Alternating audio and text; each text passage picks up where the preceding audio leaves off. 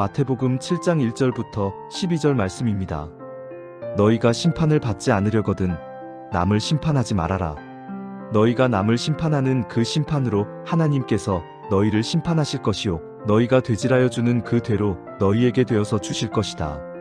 어찌하여 너는 남의 눈 속에 있는 티는 보면서 네 눈 속에 있는 들보는 깨닫지 못하느냐? 네 눈 속에는 들보가 있는데 어떻게 남에게 말하기를 네 눈에서 티를 빼내줄 테니 가만히 있거라 할 수 있겠느냐? 위선자야, 먼저 네 눈에서 들보를 빼내어라. 그래야 네 눈이 잘 보여서 남의 눈 속에 있는 티를 빼줄 수 있을 것이다. 거룩한 것을 개에게 주지 말고 너희의 진주를 돼지 앞에 던지지 말아라. 그들이 발로 그것을 짓밟고 되돌아서서 너희를 물어뜯을지도 모른다. 구하여라, 그리하면 하나님께서 너희에게 주실 것이다. 찾아라, 그리하면 너희가 찾을 것이다. 문을 두드려라, 그리하면 하나님께서 너희에게 열어주실 것이다. 구하는 사람마다 얻을 것이요 찾는 사람마다 찾을 것이요 문을 두드리는 사람에게 열어주실 것이다. 너희 가운데서 아들이 빵을 달라고 하는데 돌을 줄 사람이 어디에 있으며 생선을 달라고 하는데 뱀을 줄 사람이 어디에 있겠느냐? 너희가 악해도 너희 자녀에게 좋은 것을 줄 줄 알거든. 하물며 하늘에 계신 너희 아버지께서 구하는 사람에게 좋은 것을 주지 아니하시겠느냐? 그러므로 너희는 무엇이든지 남에게 대접을 받고자 하는 대로 너희도 남을 대접하여라. 이것이 율법과 예언서의 본뜻이다. 한 장면을 상상해 보는 것으로 시작해 보려고 합니다. 우리가 만약에 어떤 약속에 10분 정도 늦었다고 생각을 해보는 거예요. 그래서 도착을 하자마자 미안해 하면서 사과를 하고 이제 들어갔어요. 자, 이런 상황에서 다른 사람이 아니라 늦은 당사자인 내가 화가 나는 상황이 있을까요? 내가 늦었는데? 제게는 한 가지가 떠올라요. 그 약속에 먼저 와 있는 어떤 한 사람이 이렇게 얘기하는 거예요. 야, 이렇게 늦으면 어떡하냐? 다 기다리고 있는데. 근데 그런 말을 했더라도 그치, 내가 늦었으니까요. 이게 화가 날 만한 상황은 아니에요. 그런데 생각이 나는 거예요. 그 나한테 핀잔을 주는 그 사람이 자기는 진짜 맨날 늦는 사람이야. 그러니까 10번을 만나면 9번을 맨날 늦는 사람인데 지금 오늘 하루 그렇게 빨리 왔다고 나한테 그렇게 핀잔을 주고 있다면 그럼 이제 우리는 다른 사람을 몰라도 그 사람한테는 조금 어이가 없고 화가 날 거야. 오늘 본문 속에 예수님께서는 우리한테 이렇게 말씀하시는 것 같아요. 그 사람이 우리 모습이에요. 본문 3절부터 5절 말씀을 보겠습니다. 어찌하여 너는 남의 눈 속에 있는 티는 보면서 내 눈 속에 있는 들보는 깨닫지 못하느냐? 내 눈 속에는 들보가 있는데 어떻게 남에게 말하기를 내 눈에서 티를 빼내줄 테니 가만히 있거라 할 수 있겠느냐? 위선자야, 먼저 내 눈에서 들보를 빼내어라. 그래야 내 눈이 잘 보여서 남의 눈 속에 있는 티를 빼줄 수 있을 것이다.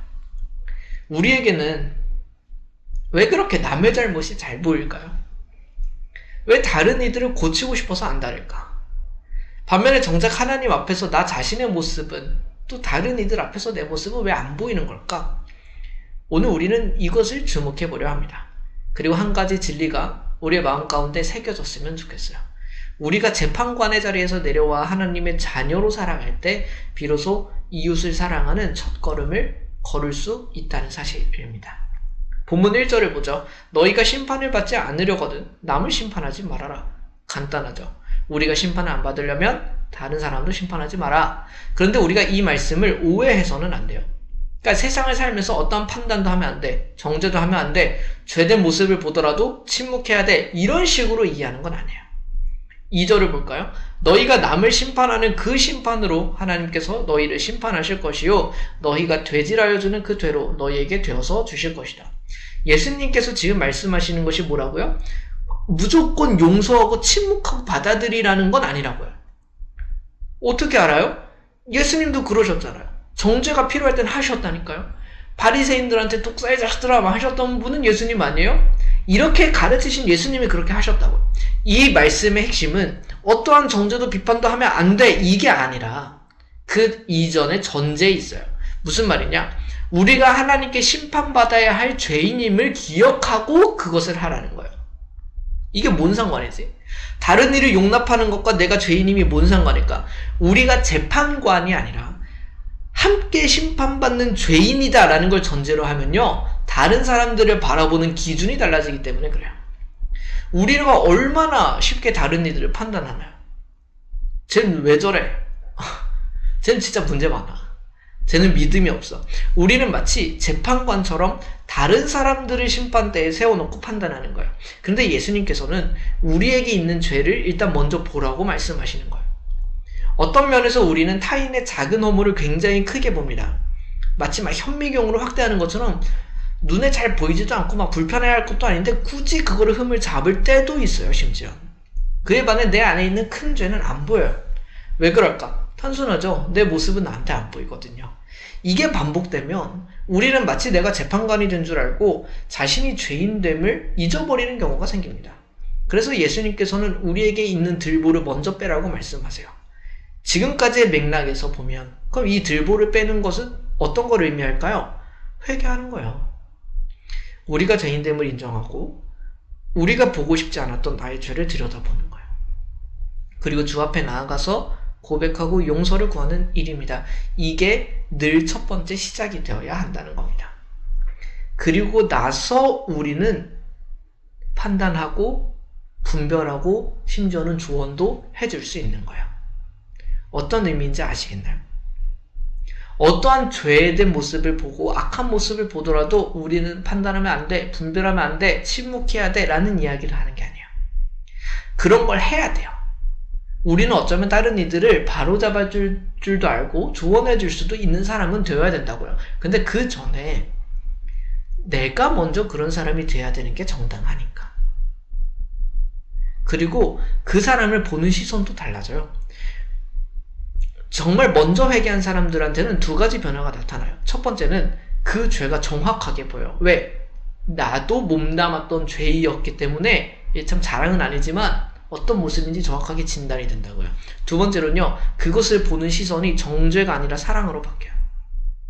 내가 먼저 그 죄로 인하여 아파했던 사람들은요, 다른 이들에서 그 모습을 똑같이 봤을 때 예전처럼 정죄하지 못합니다. 오히려 안타깝게 생각할 줄 알게 돼요. 제가 종종 고백하지만 저도 교회를 나오고 나서요, 정말 제 마음으로 예수님을 믿게 된 것은 12년 정도가 지난 후였다고요. 이 얘기를 왜 하냐? 저도 믿음을 향해서 헤매이던 자였고요, 깨닫지 못하던 자였어요. 그런데 이제 와서 헤매이고 깨닫지 못하고 여전히 믿음으로 돌이키지 못하고 제대로 본을 보이지 못하는 사람들을 보면 이제는 안타까움이 든다고요. 제가 그 시기를 보냈거든요. 정죄해야 되나요? 내가 지금은 후회하는 그 삶의 모습이, 내가 지금은 후회하는 그 방황의 모습이 다른 사람들한테 딱딱딱 보일 때는요, 참 안타까워요. 때로는 슬프기까지 해요. 이것이 우리에게 있어야 하는 어떤 마음의 예시가 될 수는 있을 것 같아요. 우리는 재판관이 아닙니다. 우리도 구원받은, 은혜받은 죄인이에요. 이 정체성이 회복될 때 우리는 비로소 진짜 다른 이들을 사랑하고 섬기고 도와줄 수 있는 그 시작에 이르게 됩니다. 이제 이어서 본문 7절부터 11절을 볼까요? 구하여라, 그리하면 하나님께서 너희에게 주실 것이다. 찾아라, 그리하면 너희가 찾을 것이다. 문을 두드려라, 그리하면 하나님께서 너희에게 열어주실 것이다. 구하는 사람마다 얻을 것이요, 찾는 사람마다 찾을 것이요, 문을 두드리는 사람에게 열어주실 것이다. 너희 가운데서 아들이 빵을 달라고 하는데 돌을 줄 사람이 어디에 있으며 생선을 달라고 하는데 뱀을 줄 사람이 어디에 있겠느냐. 너희가 악해도 너희 자녀에게 좋은 것을 줄 알거든 하물며 하늘에 계신 너희 아버지께서 구하는 사람에게 좋은 것을 주지 아니하시겠느냐. 근데 우리는 이 말씀을 딱 들으면요, 어떤 생각이 들어요? 하나님께서 내 기도 들어주신대. 나에게 복을 주실 거야. 물론 그렇죠. 그런데 문맥을 조금 이해할 필요가 있어요. 왜? 앞뒤로 우리는 지금 다른 사람들을 판단하면 안 돼, 다른 사람들은 섬겨야 돼, 대접해야 돼, 이런 얘기를 하고 있는 거잖아요. 근데 이 중간에 그럼 이 얘기가 왜 나올까? 여기서 하나님께서 주시는 좋은 것은 뭘까요? 누가복음에도 이 말씀이 등장하는데 거기서는 성령이라고 구체적으로 언급됩니다. 그렇기에 여기에 등장하는 하나님께서 우리에게 주신다는 것은 물질적인 축복으로만 보면 좀 오해할 여지가 있는 거예요. 그렇다면 성령을 주신다는 건 또 구체적으로 어떤 의미일까? 하나님께서 우리와 함께 하신다. 그 약속과 동시에 성령님으로 말미암는 열매로 이해하면 좋을 것 같아요. 바로 사랑이에요. 인내고요. 충성이고 그 9가지의 열매라고요. 바로 우리가 변화되고 다른 이가 변화되는 것을 말한다. 우리가 다른 이를 비판하고 판단하는 이유가 뭐예요? 그렇게 해서 그 사람을 바꿀 수 있다고 생각하거든요. 혹은 그러고 싶고 아니면 좀 이건 나쁜 마음이지만 그는 내가 분풀이 하고 싶고. 그러나 사람은 변하지 않아요. 일단 내가 그렇게 잘 안 변하잖아요. 누가 하셔야 하는 거예요? 하나님께서 하셔야 하는 겁니다. 그러니까 구하고 찾고 두드리라고요. 우리가 변하고 다른 이가 변하는 가장 효과적인 방법, 기도하는 일이에요. 우리가 분별하고 판단하고 그거에 대해서 정말로 우리가 좋은 방법을 찾게 되고 변화될 수 있는 방법, 하나님께서 우리를 회심하게 만드는 겁니다. 진정으로 예수님 믿고 따르게 만드시는 것이죠. 오직 이것이 우리를 진정으로 변화시킬 거예요.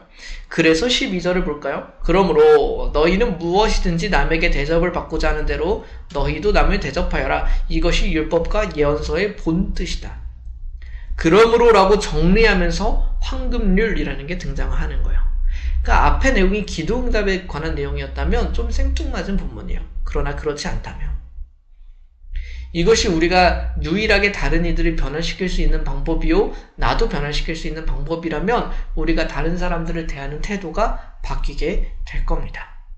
비판을 앞세우기 전에 그들을 먼저 섬기고 기도하고 대접할 수 있게 될 겁니다. 왜? 그것은 하나님께서 우리를 위하여 해주실 일이니까.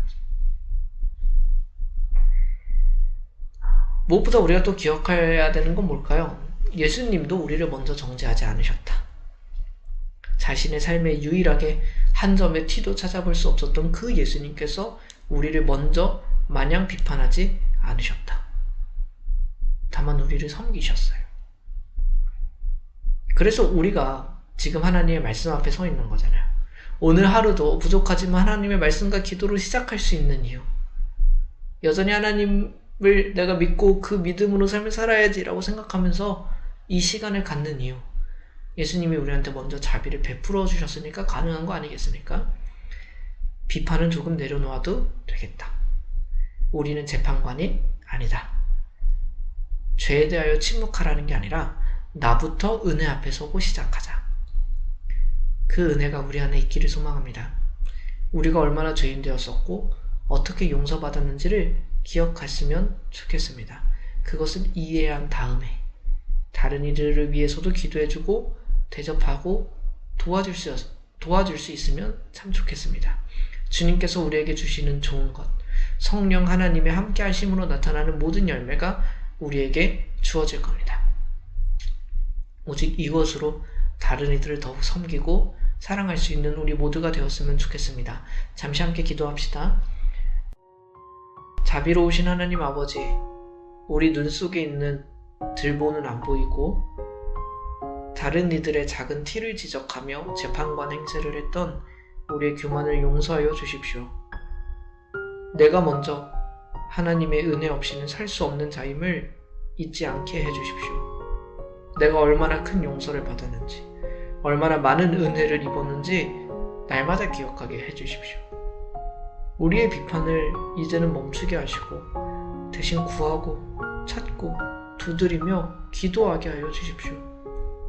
우리를 심판하지 않으시고 심지어 아들이라고 불러주신 하나님 아버지의 은혜를 힘입어서 이제는 정죄가 아닌 사랑으로 이웃을 대접하는 삶을 살기를 기도드립니다. 우리를 위해 대신 심판받으시고 은혜를 허락하신 예수 그리스도의 이름으로 기도드립니다. 아멘.